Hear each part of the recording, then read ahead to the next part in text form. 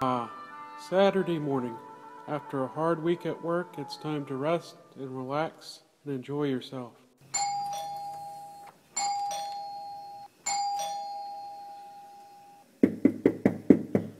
There they are again, just like last Saturday and the Saturday before that. You took a magazine to be nice, and now they won't stop coming. Sometimes you've told witnesses at your door that you aren't interested, but it seems they still return from time to time. On occasion, when you try to politely end the conversation, they may even try harder to keep it going. Perhaps you have a no soliciting sign, but they don't seem to think it applies to them. What can you do? How do you get them to stop calling on you? Step 1. Please be polite and kind as possible.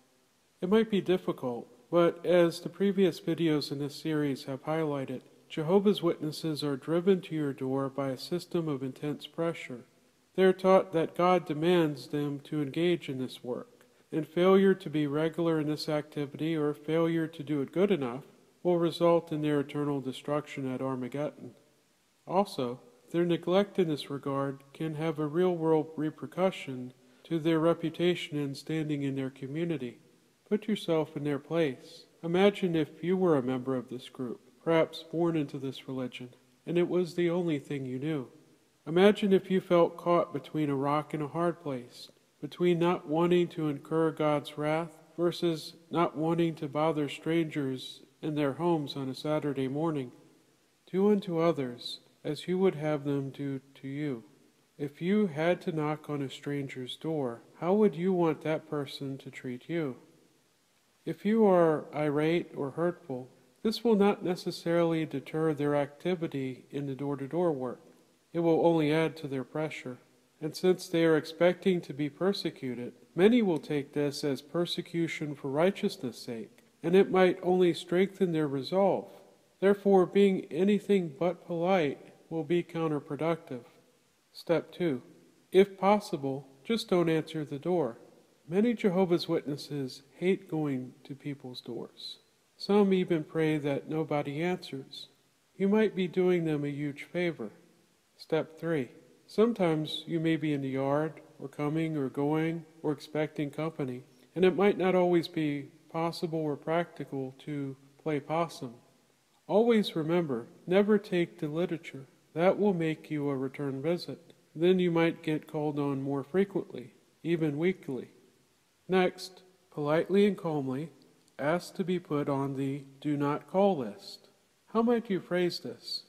Perhaps you can say, I want you to know that I admire your dedication, so this is nothing personal, and it has nothing to do with your particular religion. I'm saying this to every group that calls upon me, no matter who they are. I would like to be put on your do not call list. Thank you. A witness will then report this back to the territory servant, who may write your address on the back of the territory card. The next time witnesses work your street, they will be informed of your decision. You may even write to local Kingdom Hall or the Watchtower branch office to be put on the do not call list. Of course, mistakes happen. Sometimes the person in charge of the group fails to notice the addresses of the do not calls, or there are other mix-ups. If this happens, please be patient. Simply do not answer the door, or politely reiterate your request to be put on the do not call list. The same thing can happen with signs that say no soliciting. Sometimes they are simply not seen, especially if they are posted at the entrance of a road or neighborhood, rather than on the house. 2 old-school witnesses have been taught in the past that these signs do not apply to them, that they're not soliciting. However, in recent years, this has changed.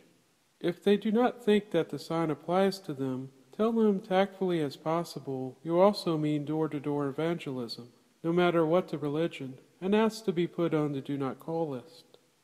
If you're friendly with your neighbors, let them know about the do not call list as well.